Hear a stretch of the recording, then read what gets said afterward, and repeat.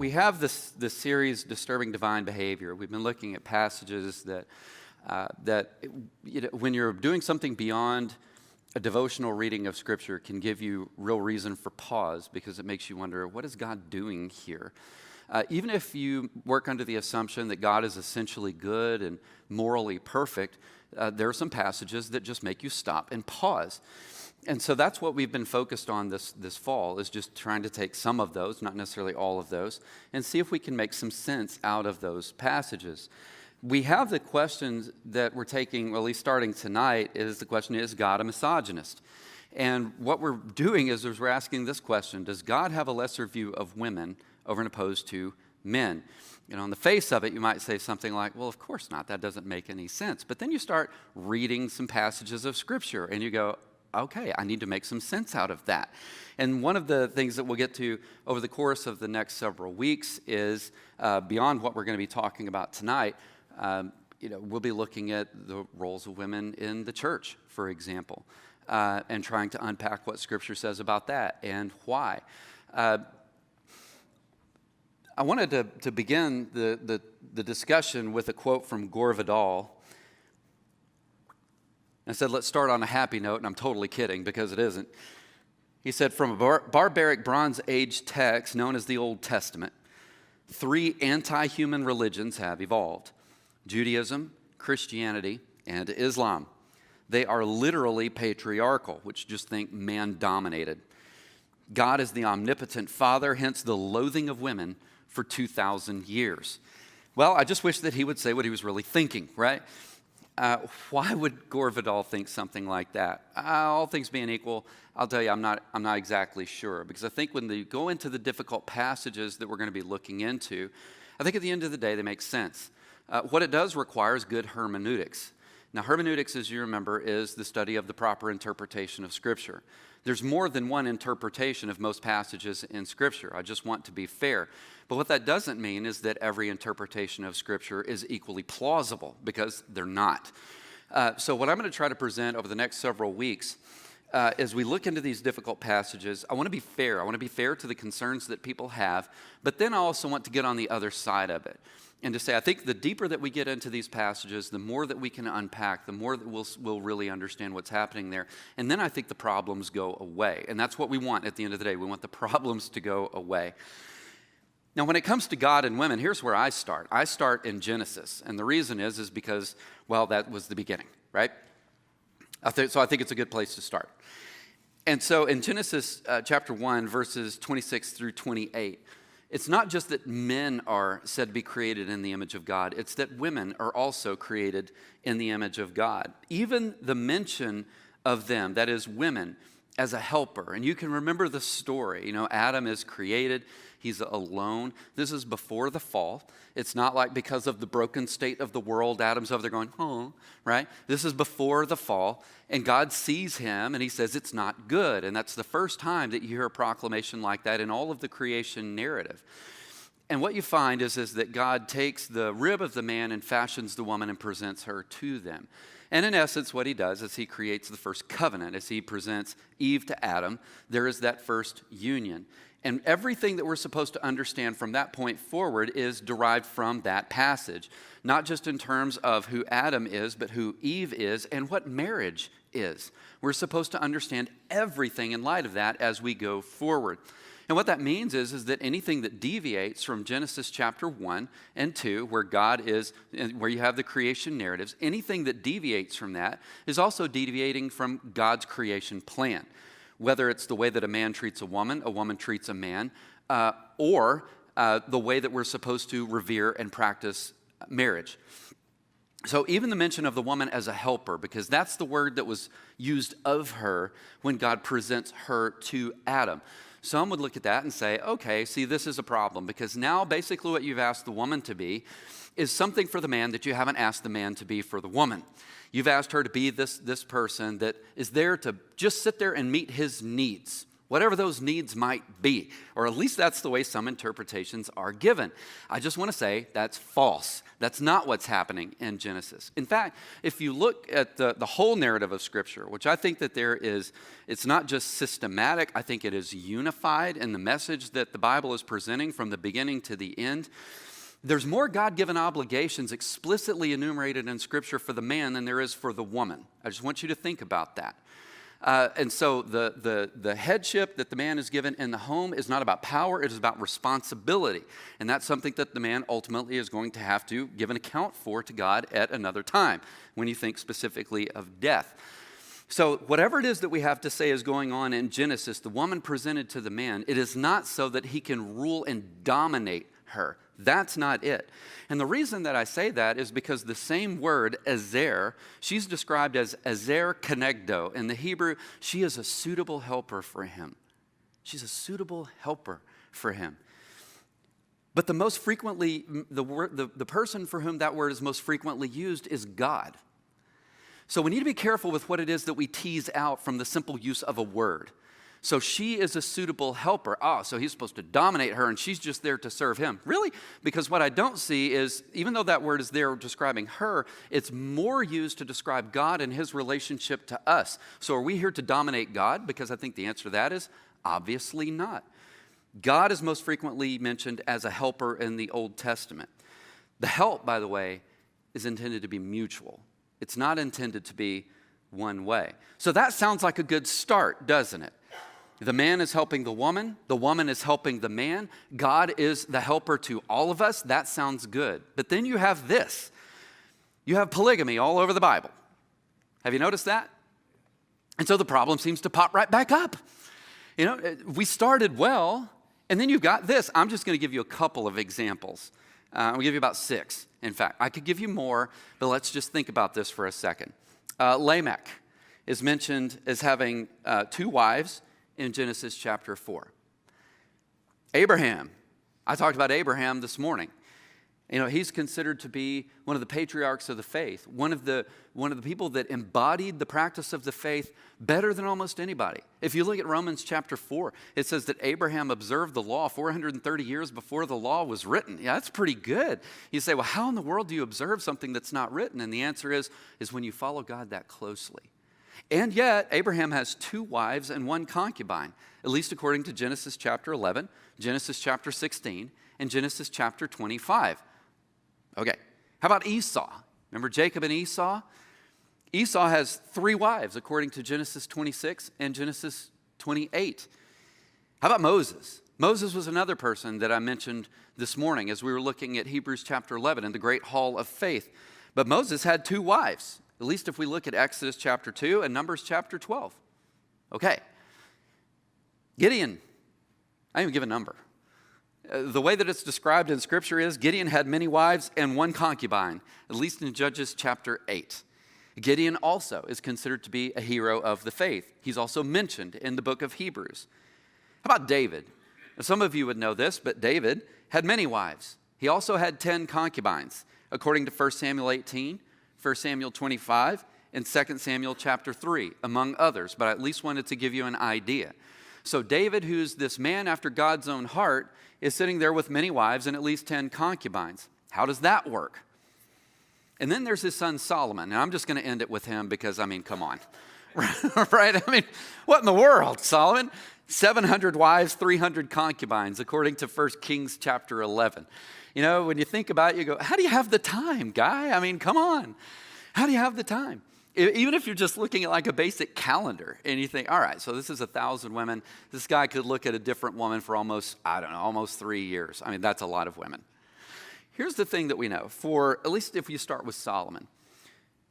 Solomon had most of these unions with these women for purely political reasons. I mean, if you think about it, you want to have agreement with another leader. One of the ways that you can do it is to bring his daughter into your home.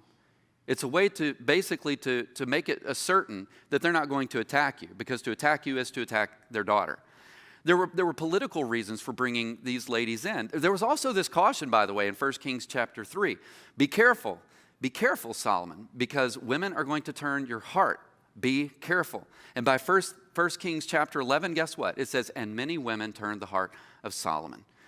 So we started well with Genesis. I create man and woman. They're both created in my image. And what that means is that men and women are equally valuable, intrinsically valuable, not just instrumentally valuable, that is, as a means to an end, but intrinsically valuable.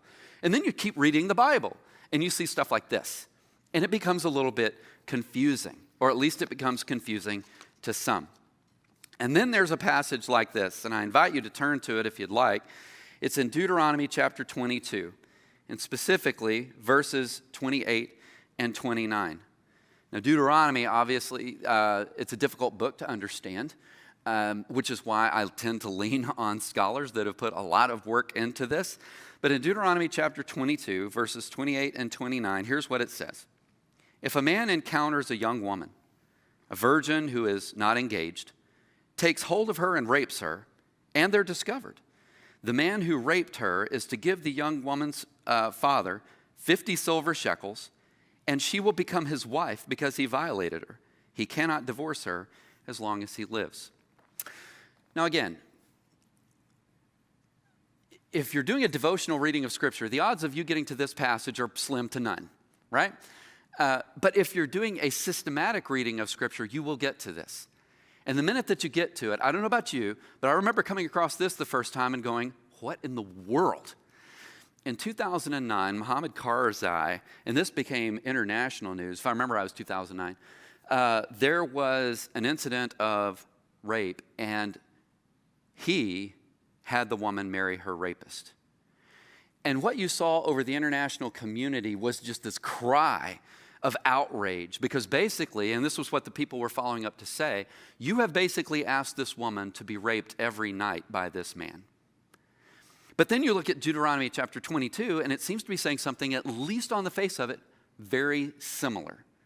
So what are you supposed to make of it? I mean, is the Old Testament basically the equivalent of the way that some Muslim countries now view women? Passages like this have given people reason to say, yes. And on the face of it, at least as you're sitting there, you might go, I can kind of get it, at least on the face of it. Because there are certain things that you can't deny. If a man encounters a young woman, a virgin who is not engaged, takes hold of her and rapes her, that sounds familiar to 2009, doesn't it? And they're discovered, the man who raped her is to give the young woman's father 50 silver shekels. On the face of it, you kind of go, that's it? And she will become his wife. So how do we understand this? It's troubling, at least on the face of it, but I do think that there are some suggestions that I want you to take home tonight. And here's the first. Anytime that you're reading Scripture, you have to keep the whole passage, you have to keep the whole narrative in mind in order to make sense out of it. If you're just looking at 2 verses, I think you could look at that and say, this is a problem. But if you looked at the verses preceding it, in Deuteronomy chapter 22, verses 25 through 27, it says, but if a man encounters an engaged woman in the open country and sees and rape her, only the man who raped her must die. Do nothing to the young woman because she's not guilty of an offense deserving death. This case is just like the one in which a man attacks his neighbor and murders him. And when he found her in the field, the engaged woman cried out, but there was no one to rescue her. So on the one hand, you have verses 28 and 29 that sound like something that's pretty horrible going on. But if you read the previous 3 verses, what you have is that you have an Old Testament law that not just mandates against rape, because that's what you just found in verses 25 through 27, but it considers rape to be equivalent to the murder of the woman. So what you see is that there's something about the way that God is looking at rape and the woman, that she is a victim in this act. So how can we understand verses 28 and 29? Because it sounds like, well, now you're victimizing her again by saying, well, you need to marry this guy. Here's some things to think about, at least for tonight. The consequences of rape, and I have this on the notes for you. The consequences of rape in the ancient Near East, back in, some would say, in Bible times, were worse than today in the United States. Here's some of the things that we know. What we know is that she would be unable to marry. She would, at least in the public's eye, she would be seen as unclean and unfit. And so in that sense, because she is a victim of rape, she is also a pariah in the eyes of her community. So one is we know that she would be unable to marry.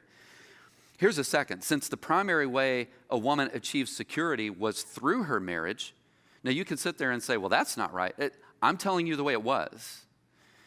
Since the primary way a woman achieved security was through marriage, a rape victim could be either impoverished or subject to prostitution so that she could, so to speak, make ends meet. You say, well, why does that matter? And the reason that it matters is because what's happening in this passage is not to say that God is sexist or that God is a misogynist and that God just doesn't care what men do and that women are basically here for the disposal of men, because that's not the case. Instead, what this passage is doing is it's looking in the face the sexism that existed in the people, not in God, but it's the sexism that existed in the people in the way that they looked at women, not the way that God looks at the women. And so it intends to correct the sexism of the ancient Near East by requiring necessary provisions for the rape victim. Did you catch that? Because as we read verses 28 and 29, the thing that came out was, one, the rapist has to go to her father. Did you see that? And also has to present 50 shekels of silver to him. Now, this is a means of taking care of her needs. The other thing that was happening, because the law also requires that the man is never permitted to divorce the woman. Now, you may sit there and you go, well, that doesn't sound like much of provision because look at who she gets to live with. It's this guy, right? But this is the thing. This is so that the rape victim has the guarantee of future security that most women would not have, and certainly rape victims would not have. So here's the thing. What would happen is that would mean that this guy who victimized her now has to pay for her for the rest of her life. She is taken care of.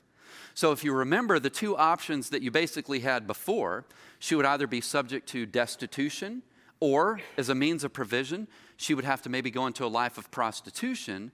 This is a provision that says, no, those aren't your only two options.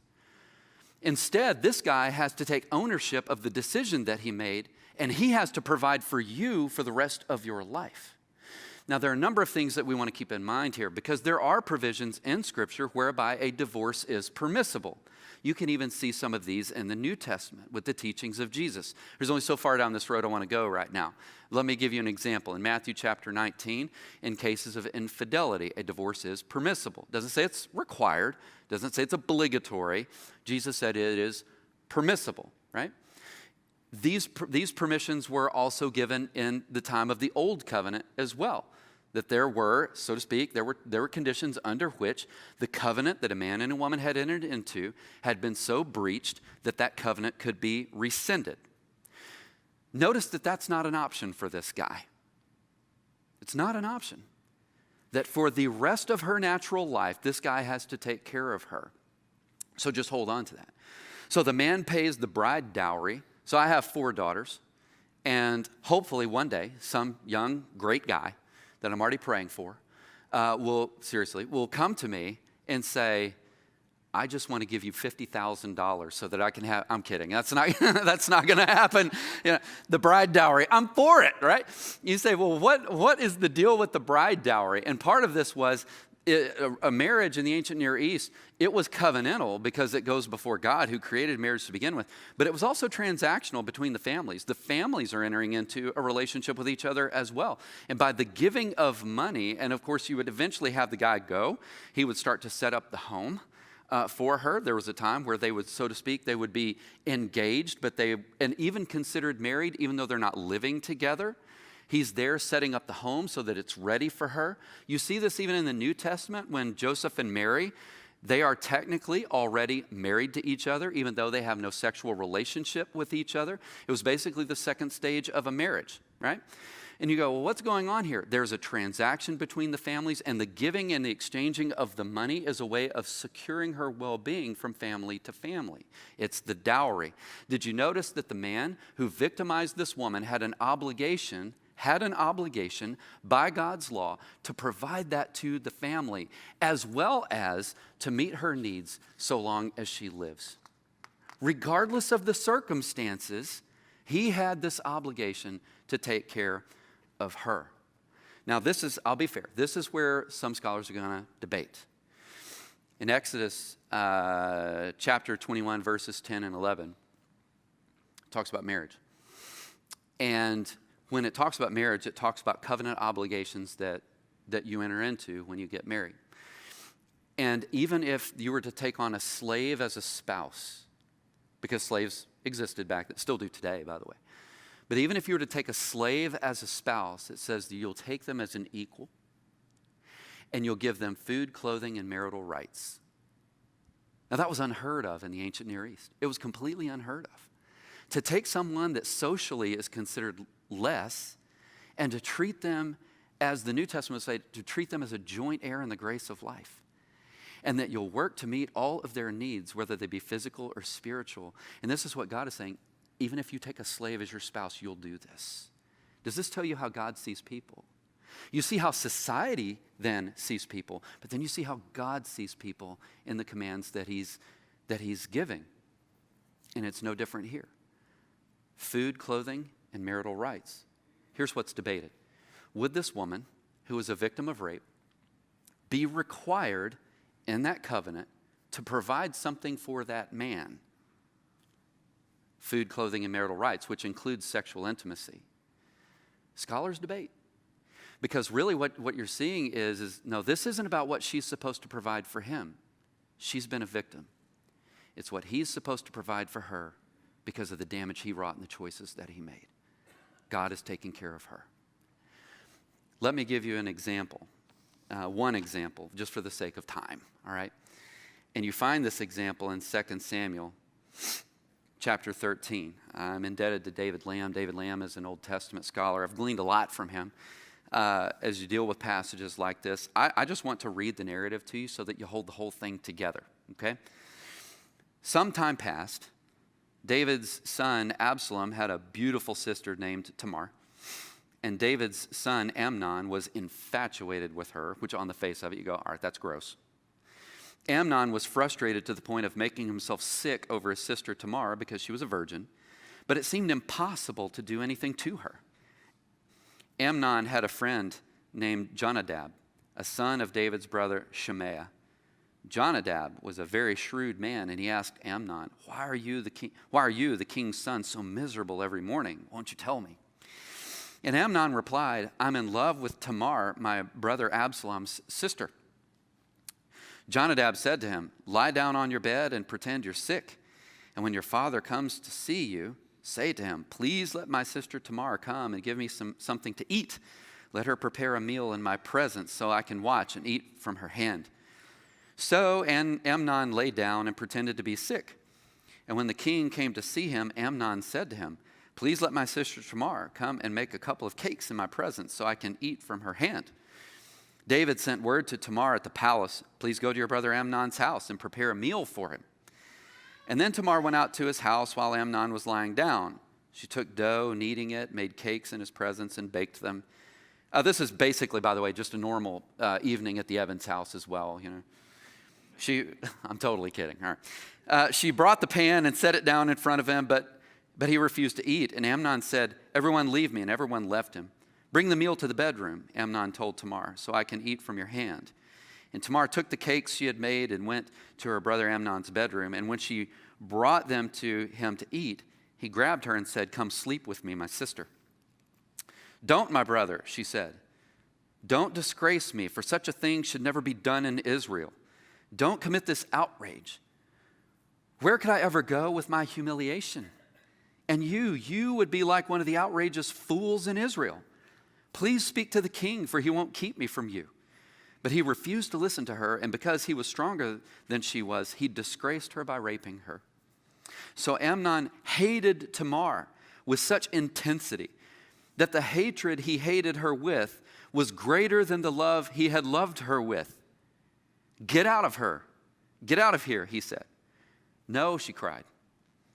Sending me away is much worse than the great wrong you've already done to me. But he refused to listen to her. And instead, he called to the servant who waited on him. Get this away from me. Throw her out. Bolt the door behind her. Amnon's servant threw her out, bolted the door behind her. Now Tamar was wearing a long-sleeved garment because this is what the king's virgin daughters wore. Tamar put ashes on her head, tore the long-sleeved garment she was wearing. She put her hand on her head and went away crying out. And her brother Absalom said to her, "Has your brother Amnon been with you? Be quiet for now, my sister. He is your brother. Don't take this thing to heart."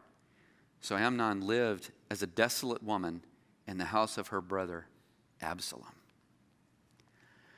Here's what I hope. Because we're not dealing with passages that are warm and fuzzy. We're dealing with passages that are difficult to hear. But I hope that all of the background that I've provided for you helps to make sense out of this passage in 2 Samuel chapter 13. Did you catch it all? Before the rape, she begs him not to rape her. Did you see it? Don't do this. You will be a disgrace to Israel. Don't do this. But after he rapes her, she begs him not to send her away. Did you catch it? She said it was worse than the rape itself. You go, now how can that be? How can that be? And I think you've already figured out why. Is because of the way that society would treat her, even though she's a victim. She knew what was waiting for her. And she says, please don't send me away. It's worse than what you've already done to me. And of course, he sends her away. And despite her beauty, she never remarries. Did you notice that she thought she was being victimized by being sent away? Did you catch that in the passage? I think you can see why. She knew what was waiting for her in that happening. She knew that society would never accept her. She knew that the prospects of ever having a husband were basically non-existent. And she knew what that meant for the rest of her life. It's not just that you've raped me. It's that what you're doing by sending me away is even worse than rape itself. These commands, they're difficult. But I think when you start looking at narratives like this, you can understand why the commands are there. The command, albeit on what you might call a prima facie reading or an on the face of it reading in Deuteronomy, can seem difficult to accept. On the other hand, when you factor in what's going on in that day and in that time, I think you can understand what God is doing by commanding what he commands. You'll take her in and you'll provide for her for the rest of her life. Here's the thing, even in the presentation of the 50 shekels to the family, guess what that does? That to the rest of the community gives that sense of a proper union, and it restores them in the eyes of the public. Everything that God commanded in that passage was for her good and her well-being, not because God is a sexist, and not because God thinks less of women, but because the people were sexist, and the people thought less of women. Difficult passage. I hope the 2 Samuel 13 passage helps you understand what's going on. And I think that's a good place to stop, at least for now. So what I want to do is I want to turn to your questions. You might actually have some. Tough passage, is that fair? But did it help by unpacking it a little bit? Do you see the difference in what I'm trying to say? There's a difference between what's going on in a society and God endorsing it. Take the idea of polygamy, as Matthew's making his way up here, and we're going to get to the Q&A here in a second. Even take the idea of polygamy. Remember I said in Genesis, man, things look really good. Man and woman, I've created them in my image. Oh, here's a bunch of polygamists, right? And you go, what in the world? If we understand the trajectory of Scripture from Genesis 1 and 2, creation, the institution of marriage, and we understand everything forward, guess what? There isn't one example of what you find in those passages that God would have ever endorsed. From Solomon's 700 wives and 300 concubines, which functionally was like a wife, like a mini wife, so to speak, to David's many wives, all of that was a deviation from God's creation plan that you find in Genesis chapter 1 and chapter 2. Those passages, and this is the key, those passages are descriptive, they're not prescriptive. It's telling you what in fact happened. It's not endorsing what had happened or was telling you to go and make similar life decisions. Descriptive, not prescriptive. Good place to end. Matthew, come on up and join me. So remember, just the Minty code, for those of you that are curious about it, is 941717. We welcome your questions. I assume that there's... We have a few. A few? We're going to start in the New Testament, it looks like. Okay, Yeah. Sounds good. Based on the popularity. The popularity of the New Testament? This could be an entire own Veritas section. The New Testament could. No, not the New Testament. The questions related to women in the early church. Oh, okay. So it's kind of a broad question. Are you ready? I think so. And by the way, I may say that's a great question. Good news. I'm going to talk about that in the future, all right? Because we've only just begun the conversation about God and women. So we have a number of things that we're going to unpack here in the coming weeks. But let's go ahead and get started. You can do a promo. This can be a promo for it. Yeah, we can do a pump, right? Right. So let's do it. So it's pretty much, what was the role of the women in the early church, and were they permitted to minister in the same way men were? Okay, so we're going to deal with that later. I told you. Let me say a few things, and then I'm going to give you a promissory note, right? Which just means something we're going to cash out a little bit later on. In the New Testament, when you look at women, there were a number of things that women did. Women were described as deacons in the early church. That's something that's pretty much unavoidable. I don't know of a New Testament scholar that disagrees with me on that. And what that means, this is what we have to pull apart, right?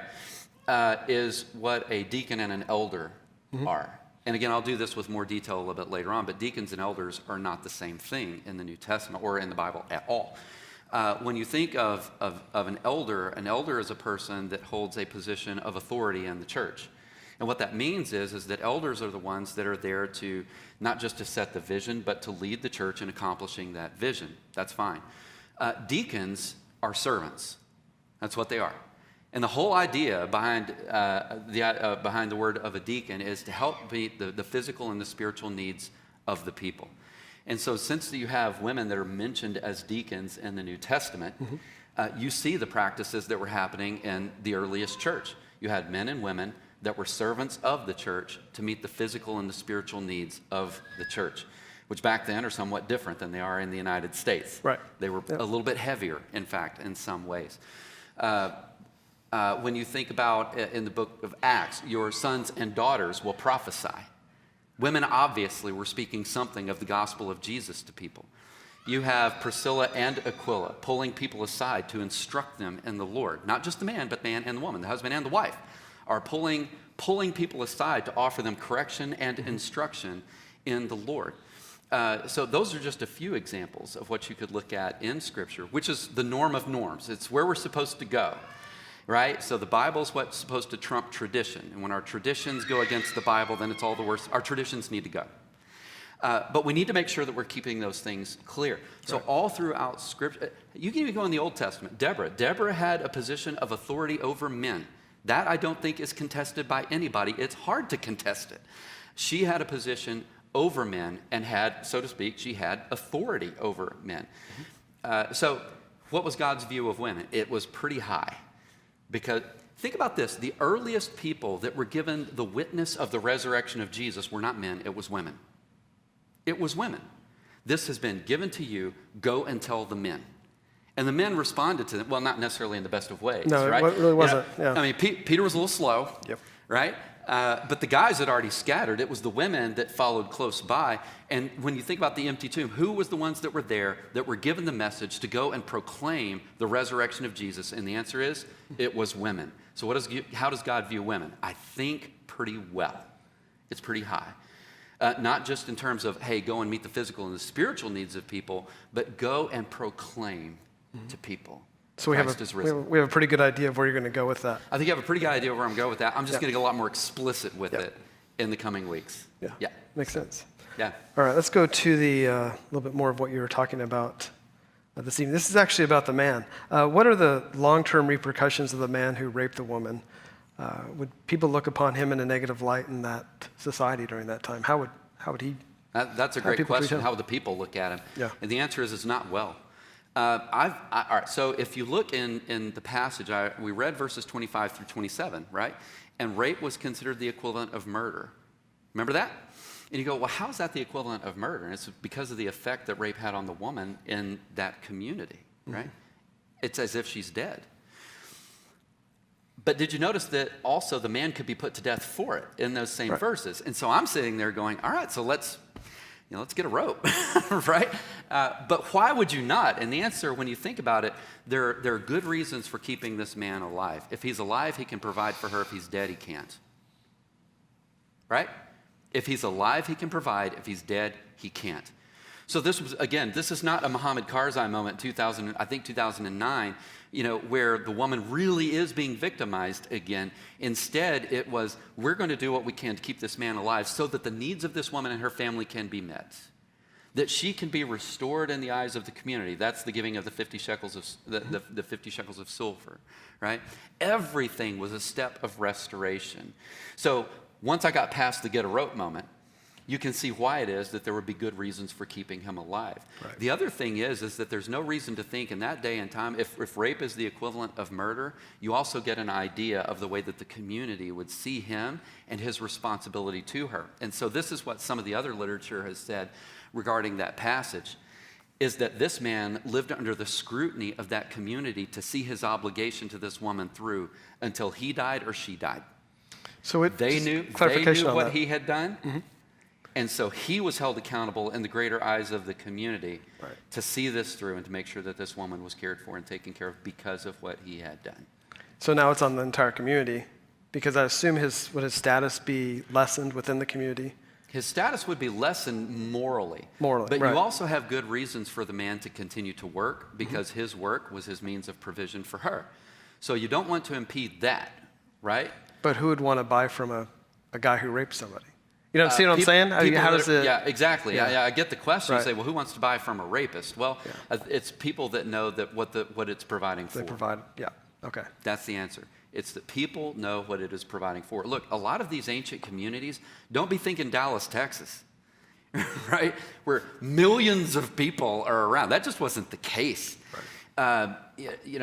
Most of these communities were small. And you know how word travels in a small community, right? It's just there. And so there was greater accountability because of circumstances like that on the man to make sure that these obligations are met. So it's better that he's alive than dead, even though they would have been permitted to take his life. It's better that he remain alive. Because after that, her options, and I hate to say it this way, it's a reality of that community back then. Who's going to marry her? Who's going to marry her? And the options are, it's going to take somebody like a Joseph in the New Testament. Right. See, this is the thing about him. I mean, Joseph knows how conception works, right? And he also knows how a community looks at a woman that has had sex before marriage. Regardless of the circumstances of it, he gets it.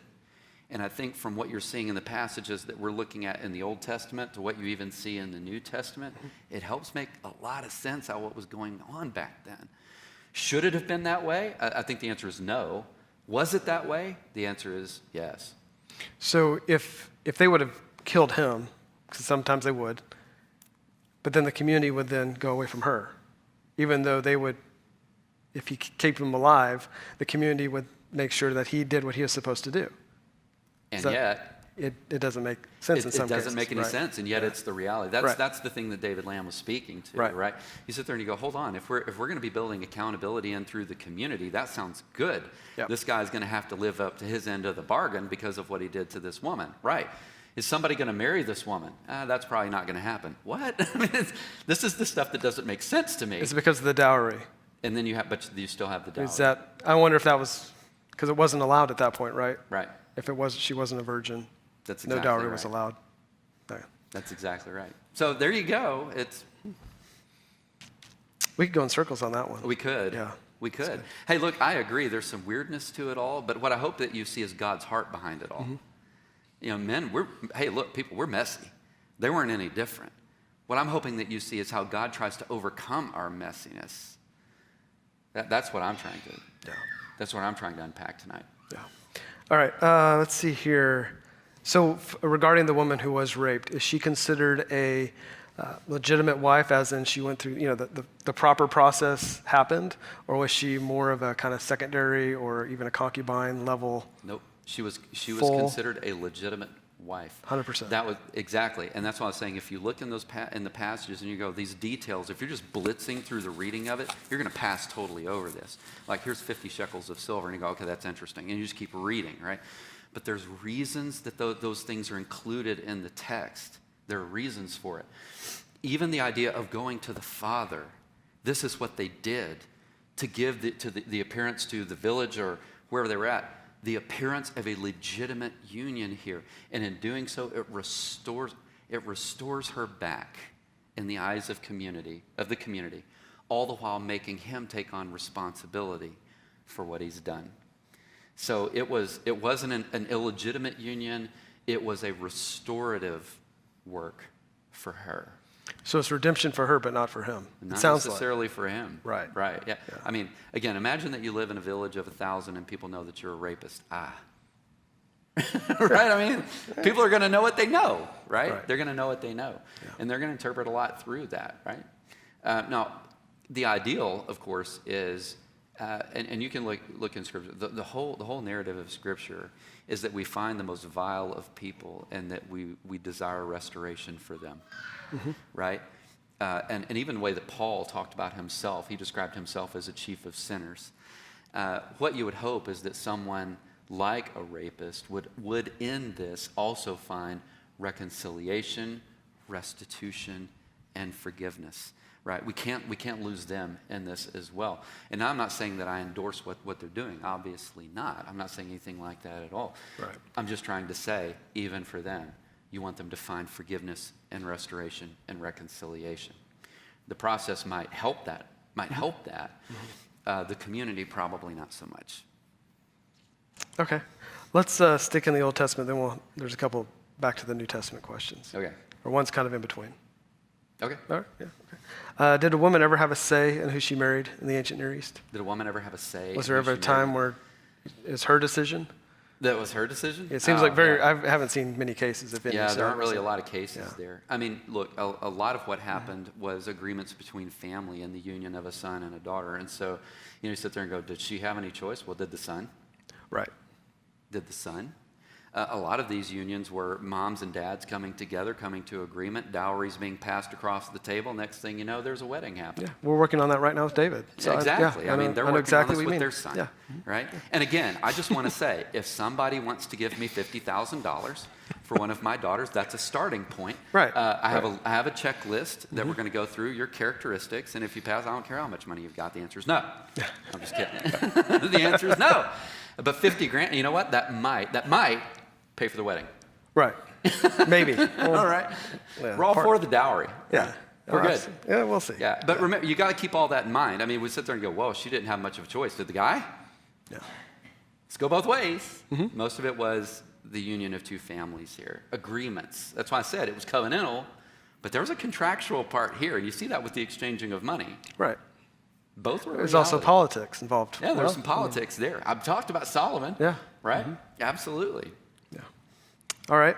That's kind of a more general question that could span both sides of this. What is biblical marriage? Many people refer to having a biblical marriage, or you should have a biblical marriage, or biblical view of women. Yeah. That doesn't really bode well for women. That doesn't really bode well for women? If you look at it in the Old Testament. Oh, I think it bodes very well for women. Okay. I'm just reading the question. I think a biblical view of women and marriage bodes very well for women. Very well. I think if you're reading the narrative and seeing the way that men treated women, that's different. Again, the whole distinction is between what is descriptive and what is prescriptive. Not what did they do, but what should they have done. And every think about this. Think about the hardship that was born from the polygamous practices of these guys. Have you thought about that? Have you thought about if you just read through the passages of Scripture, was there one place where God says, yeah, and I'm endorsing polygamy? I can't find one. I can't find one. That's why I said everything that was given in Genesis 1 and 2 sets the trajectory for the way that we interpret everything else in Scripture regarding men and women and marriage. Everything. So, now, how does God view women? Created in His image, right? Equally valuable to men. Yeah, and then you work your way out from that. Men, what does that tell you about the way that you're supposed to treat them? Quite a lot.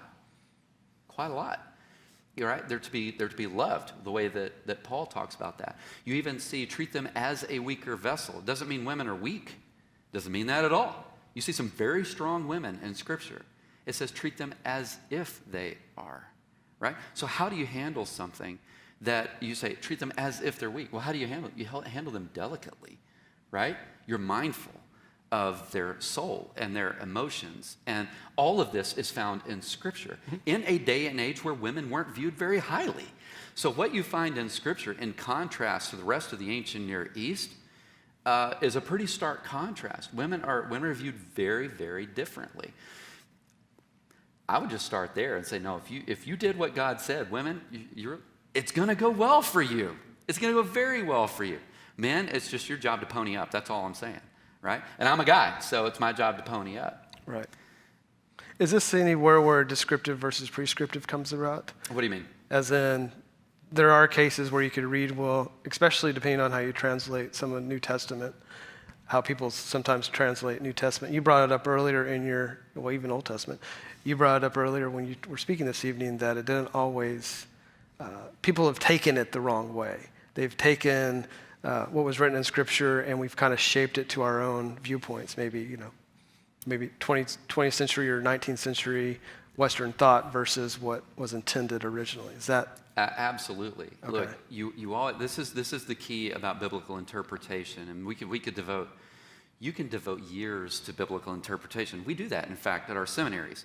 How do you take these passages and try to arrive at the meaning in the text, rather than you just write your meaning onto the text? This is a dangerous question in churches. What does this passage mean to you? Be careful of that, because what it means to you, you might just be wrong. How about this? What does the passage mean? Period. That's it. That's all we should be worried about. Right. That being said, there's some passages that I look at and I go, I'm not real sure. This is tough, and I try to be fair in those. Cases. But this is why you take history seriously. Did you notice in our talk tonight how much history I was trying to give you? Practices that we know were around in the ancient Near East that help you understand what's happening as we read what's going on in a text. That's helpful to us. Language. You read, Hebrew for the Old Testament. For the Bible, you'd need Hebrew, Greek, and Aramaic at least, but you'd need those three things because it unpacks a lot of what's going on and what those words mean, and it gives a lot of meaning to us as we try to get to it. Language really matters. History really matters. Cultural practices really matter. And here's what that means for your pastors. That means they got to study. They got to study to know what all those things are so that as they open the Word of God, they can rightly handle it for you. And that's a huge responsibility. It takes a lot of time to do it well. I was reading. It doesn't take long to do it poorly, by the way. That's easy. Yeah. You can always make your own stuff up. Of course you can. So I was reading recently that just as you have to learn how to translate Hebrew, you have to be able to translate that culture from which it was written. And if you aren't able to do that, you've only translated some words. You haven't actually put it into that culture, because there's a huge difference of what happened 8,000, 2,000, however many years ago you want to look at that. So yeah, absolutely. And honestly, there was a difference even in the way that they saw things than the way that we see things. Right? And so a lot of what we do in hermeneutics, or just the proper interpretation of Scripture, is getting over yourself. I mean, I'm speaking crudely, but I'm speaking honestly. A lot of what you have to do in proper biblical interpretation is get over yourself, right? Interpret everything from yourself. Well, you might not be the best starting point. In fact, you're not. There are a lot of other places that we need to go so that we can get to what it is that God is trying to relay as He gives us this book for our edification, right?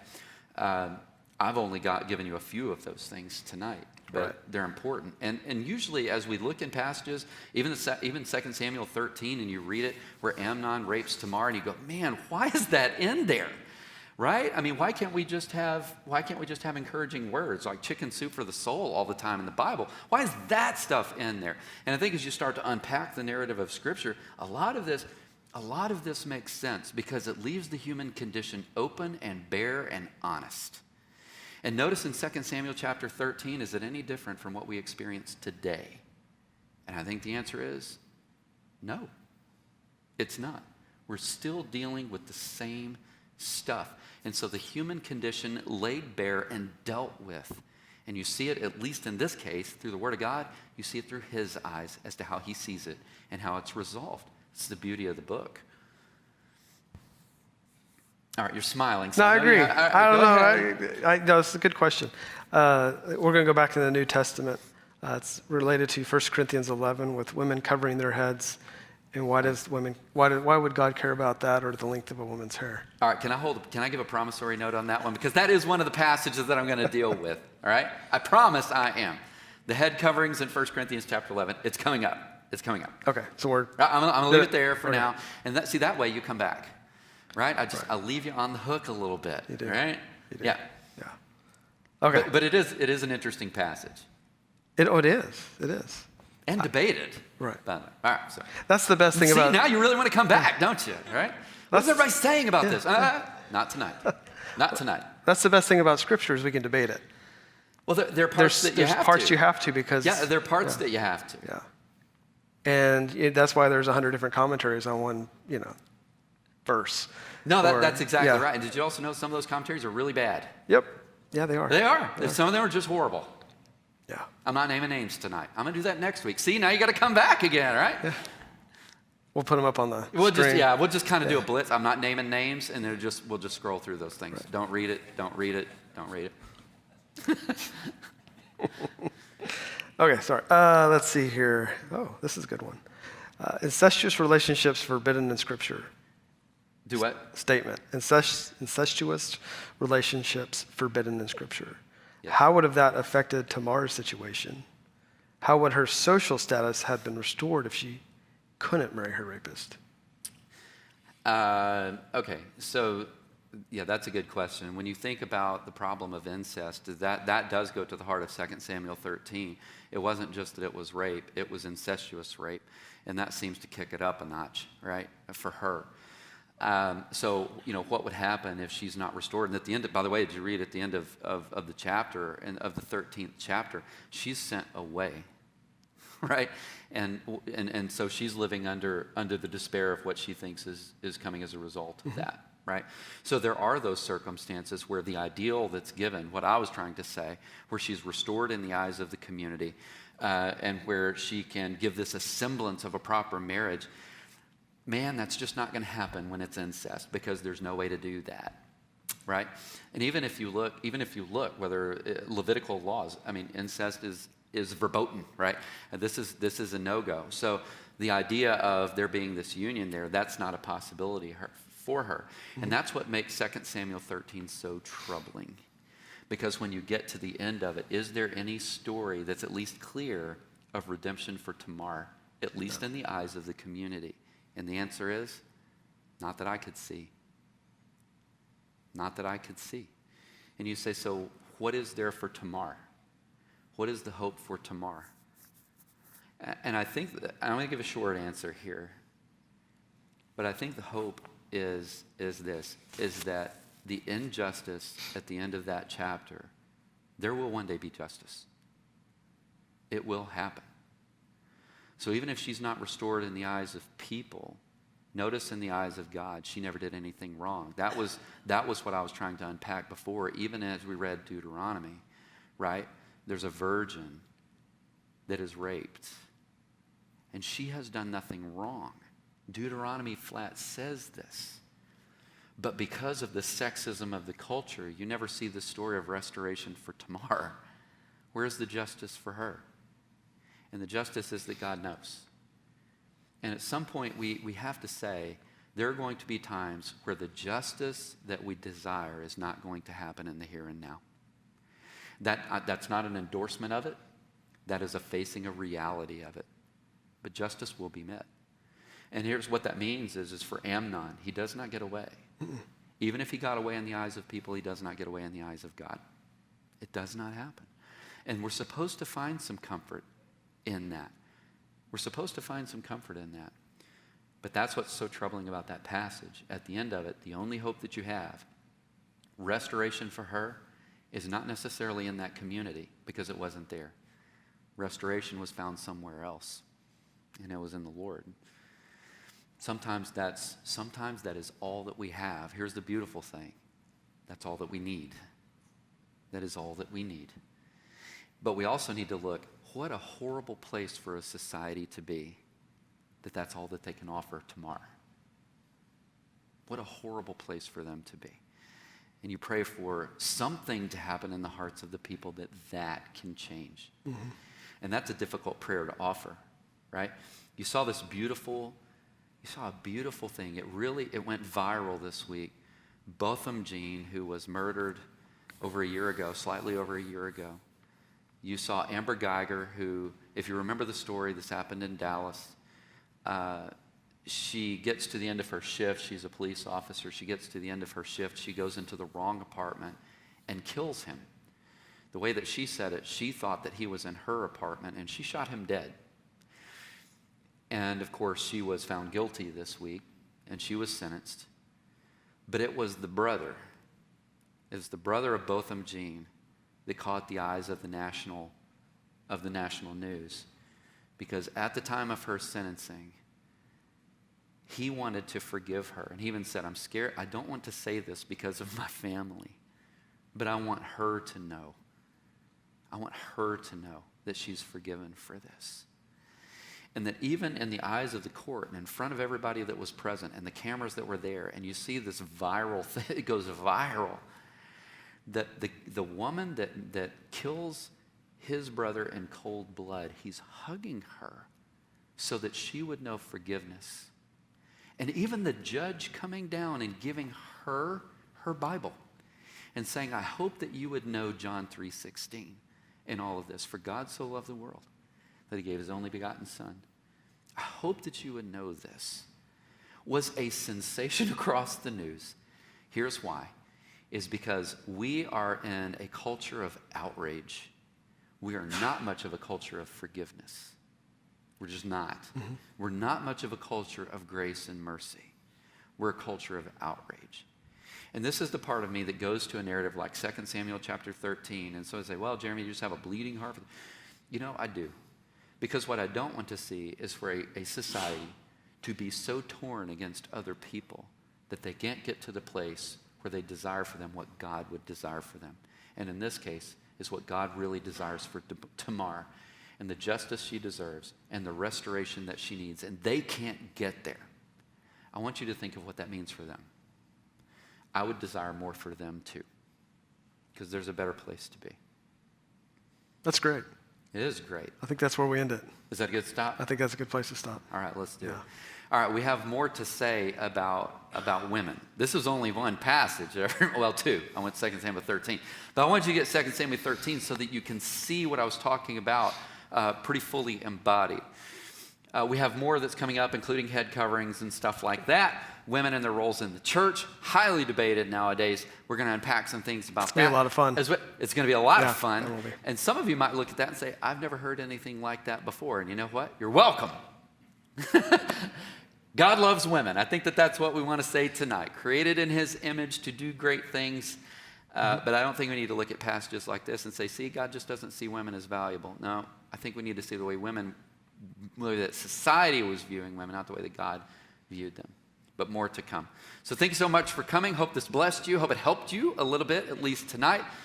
God bless you. I hope you have a great week. Can I just encourage you? Be a blessing to somebody. Everybody needs a blessing. So as you wake up tomorrow, you realize God gave you the day. See somebody that's around you, that you can be the hands and feet of Jesus. Be the hands and feet. God bless you. Have a good evening. We'll see you soon.